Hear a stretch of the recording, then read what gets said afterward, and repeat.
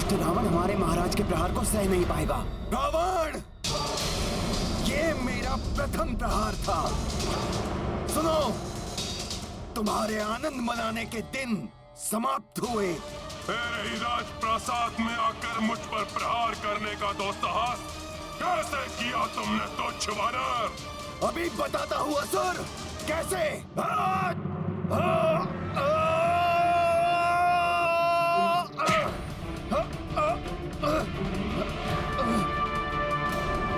महाराज सुग्रीव तो रावण से भिड़ गए।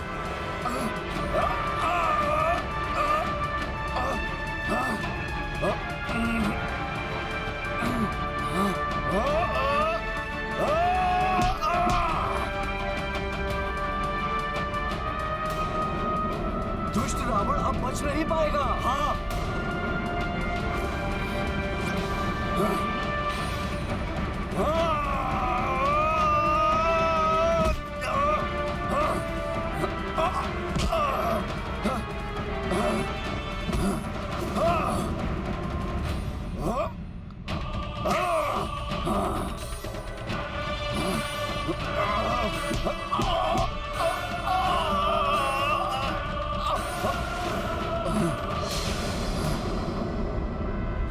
रावण कहीं भ्राता सुग्रीव को क्षति न पहुंचा दे।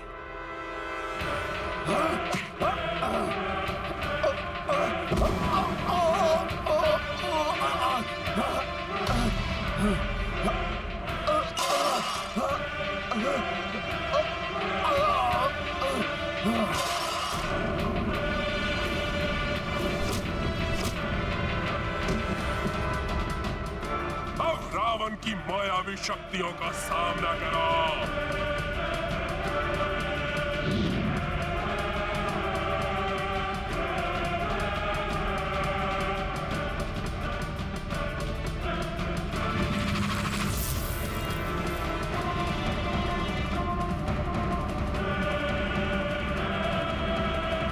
हनुमान, समय आ गया है। प्रस्थान।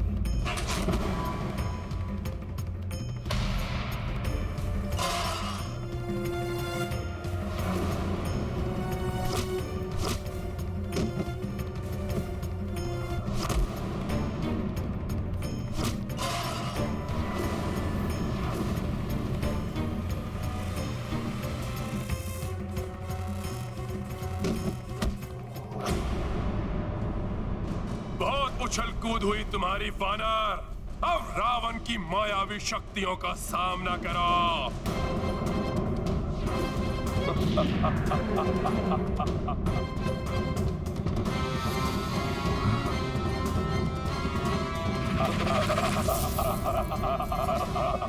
रावण के 10 शीश।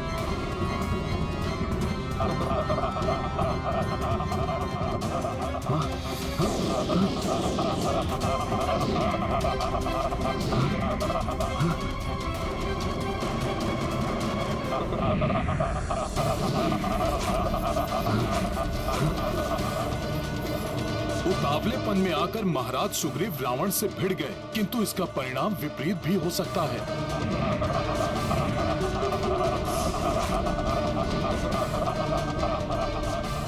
रावण की मायावी शक्तियों से कैसे बचेंगे महाराज सुग्रीव? कैसे बचेंगे? महाराज सुग्रीव तो गिर गए हैं। अपना बचाव कैसे करेंगे? रावण तो अपनी मायावी शक्तियों कुछ समझ में नहीं आ रहा। वास्तविक रावण कौन सा है? वार किस पे करूं? अब मेरे शस्त्रों से नहीं बचोगे तुम। तुम्हारी मृत्यु निश्चित है।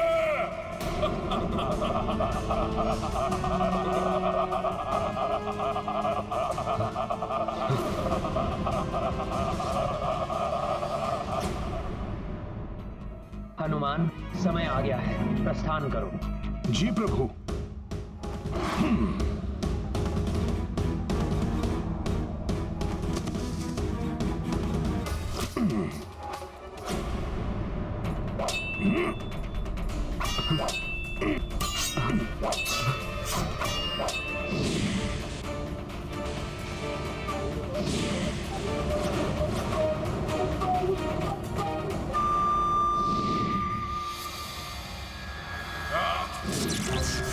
दुष्ट वानर,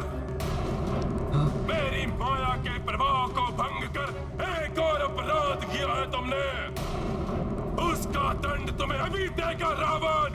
युद्ध की प्रतीक्षा करो रावण।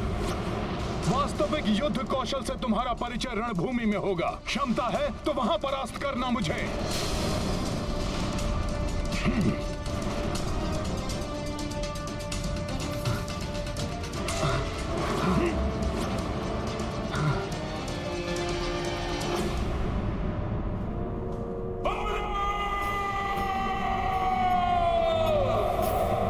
दशानन का मुकुट ले गया धूर्त वानर।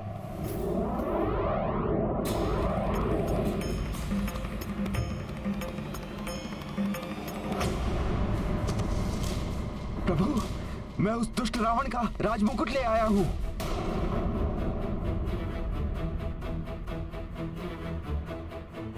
मित्र सुग्रीव, यदि ये मुकुट लाने के कारण आपने इस उतावलेपन का प्रदर्शन किया है तो ये मुझे कदापि नहीं चाहिए मित्र सुग्रीव। राजा धैर्य को उतावला हो जाए, ये कदापि उचित नहीं है मित्र सुग्रीव।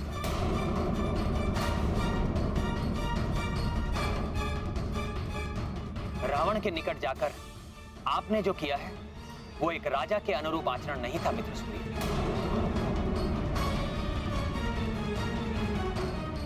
मैं क्षमा चाहता हूं प्रभु, परंतु उस दुष्ट रावण को देखकर मैं अपनी क्रोध पर नियंत्रण नहीं रख सका। रावण! आपकी भावनाओं का मैं आदर करता हूं,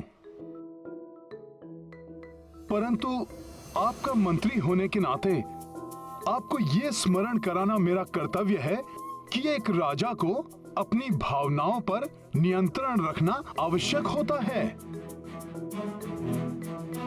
क्योंकि राजा पर ही सेना और प्रजा का सम्मान निर्भर होता है। यदि आज आपको कोई क्षति पहुंचती तो हम युद्ध करने से पूर्व ही पराजित हो जाते। हाँ महाराज सुग्रीव, राजा की पराजय तो संपूर्ण सेना की पराजय होती है।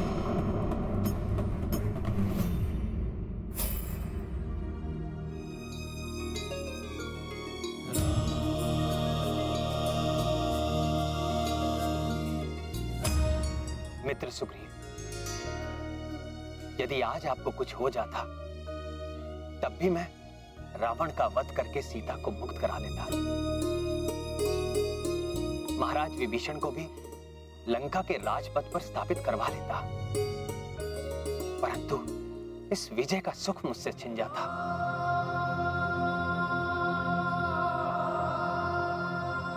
महाराज सुग्रीव जैसे मित्र को खोकर मेरा जीवन नीरस हो जाता। प्रभु, मुझे क्षमा कर दीजिए। महाराज सुग्रीव, आप पुनः ऐसी भूल कभी नहीं करेंगे, ये वचन दीजिए मुझे। मैं वचन देता हूं प्रभु। प्रभु, अब तो इस राजमुकुट को स्वीकार कर लीजिए।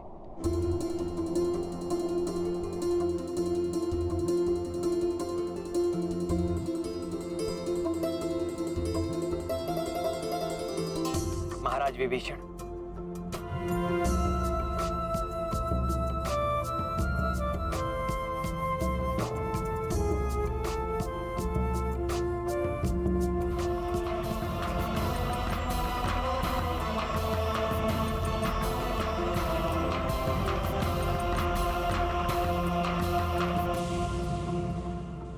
यहां पहुंचने के पूर्व मैंने आपका राज्य अभिषेक किया था और यहां आने के पश्चात आपको राज मुकुट भी प्राप्त हो गया। शीघ्र ही आप लंका के राज सिंहासन पर भी विराजमान होंगे। सब आपका ही आशीष है प्रभु। महाराज विभीषण की, महाराज विभीषण की, महाराज विभीषण की, महाराज विभीषण की, महाराज विभीषण की, महाराज विभीषण की, महाराज विभीषण की, महाराज विभीषण की, महाराज विभीषण की, महाराज विभीषण की। मुझे पूर्ण विश्वास है महाराज विभीषण कि आप लंका के राजकाज का दायित्व धर्मोचित मार्ग पर चलकर निभाएंगे।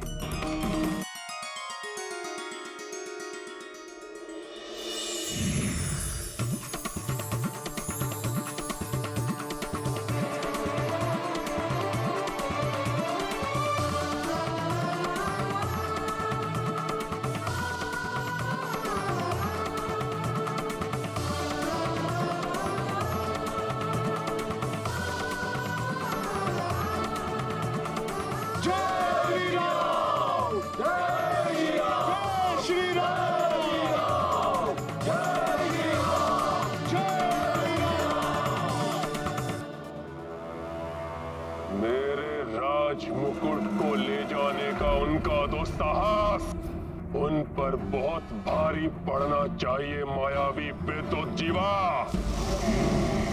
करो यथाशीघ्र उस राम का कटा हुआ शेष और उसका वो खंडित कोदंड धनुष और बाण उत्पन्न करो।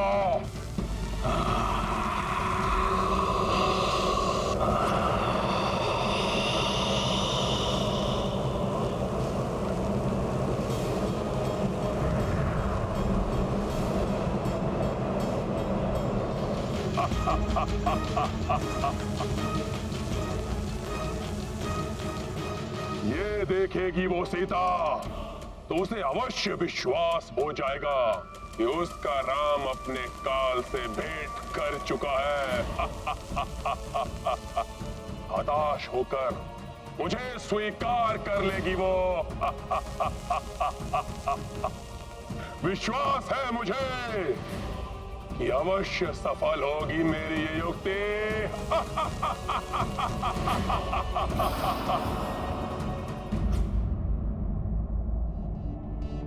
वृक्षों के कारण कुछ दिखाई नहीं दे रहा है।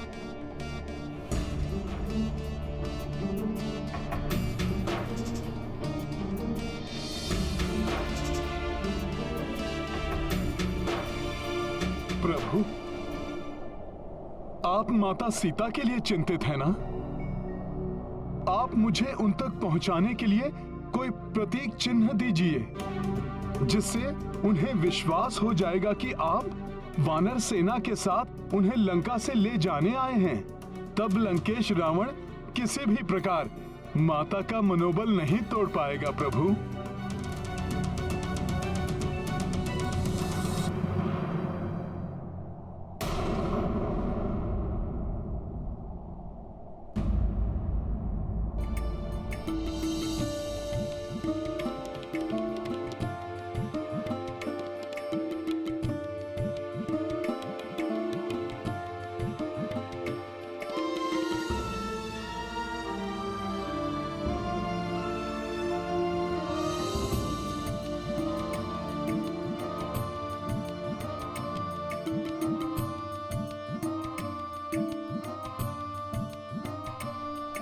हनुमान, तुम सत्य कह रहे हो। मेरा प्रतीक चिन्ह पाकर सीता का विश्वास सुदृढ़ हो जाएगा, किंतु मुझे पूर्ण विश्वास है कि सीता का विश्वास अभी भी अडिग होगा।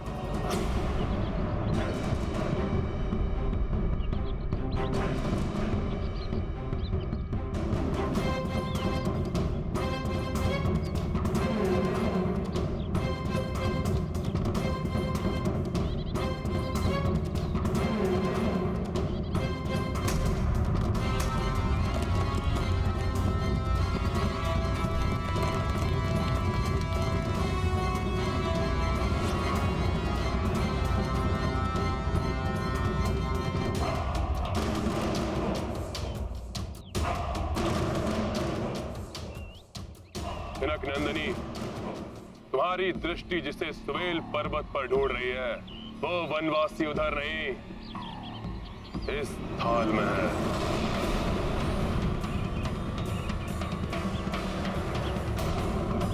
दक्ष सेविकाओं, इनके प्रिय उस वनवासी को इनके समक्ष प्रस्तुत करो।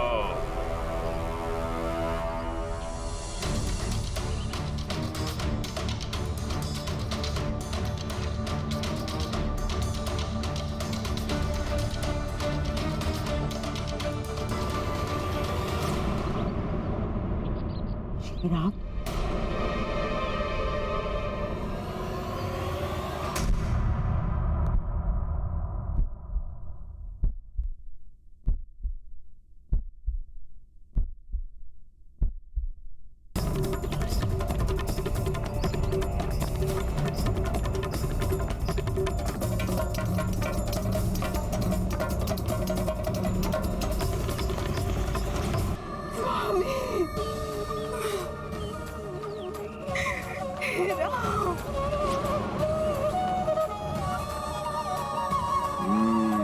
तो मेरी युक्ति सफल हो रही है।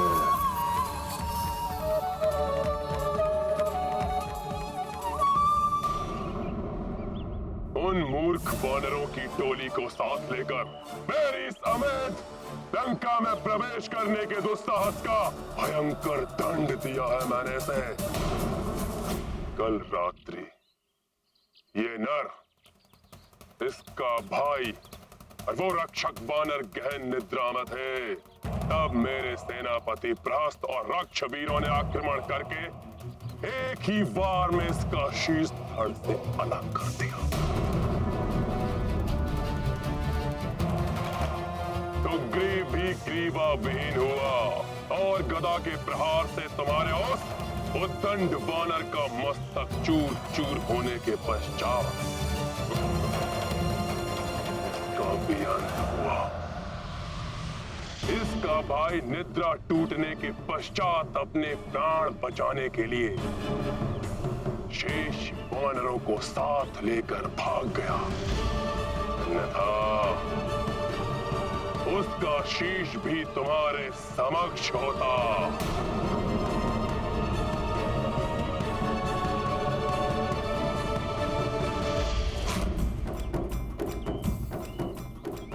इसका ये कोदंड धनुष, अमोघ बाण, कोई भी इसकी रक्षा नहीं कर सके।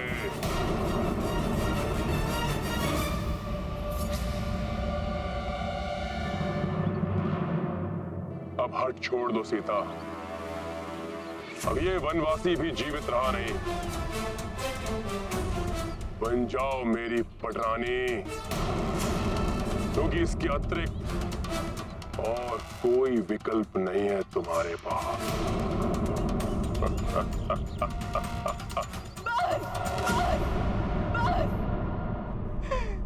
बंद करो ये अनर्गल प्रलाप। त्रिजटा, कह दो इस दुष्ट से, मेरे स्वामी के भय से मुझे छलने की मूर्खता कर रहा है।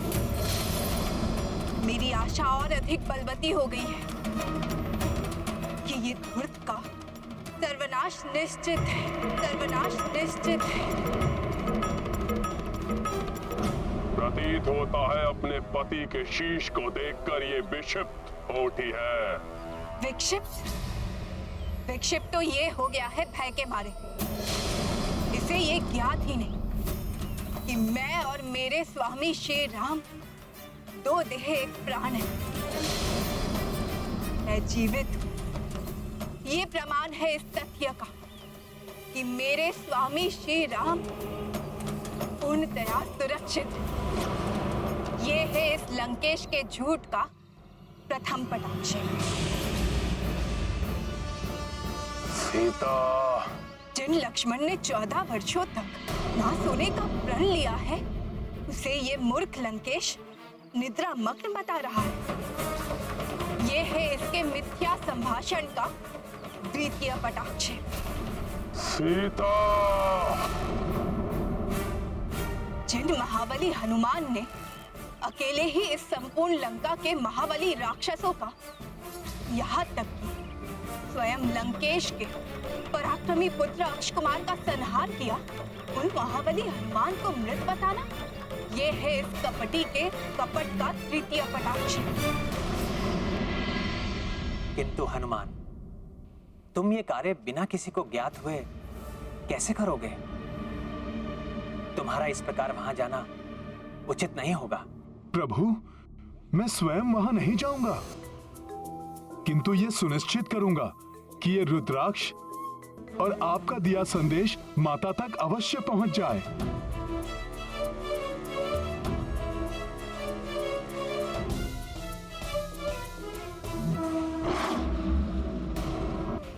अटूट शिव धनुष भंग हो गया, उनका टूटा हुआ धनुष दिखाना, यह है लंकेश का चतुर्थ झूठ। जिन प्रभु श्री राम और भैया लक्ष्मण को गुरु विश्वामित्र ने बला और अतिबला नामक शक्तियां दी है, जो सुप्तावस्था में भी शत्रु को भांपकर उस पर आक्रमण कर देती है, उन पर सुप्तावस्था में आक्रमण, इस विक्षिप्त रावण का ये था पंचम झूठ।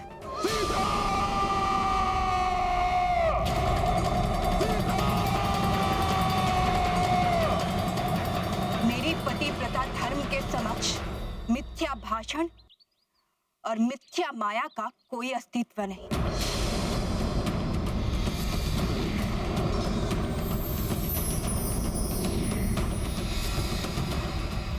रावण, इस झूठी माया के प्रदर्शन तुमने ये सिद्ध कर दिया कि तुम कितने भयभीत हो।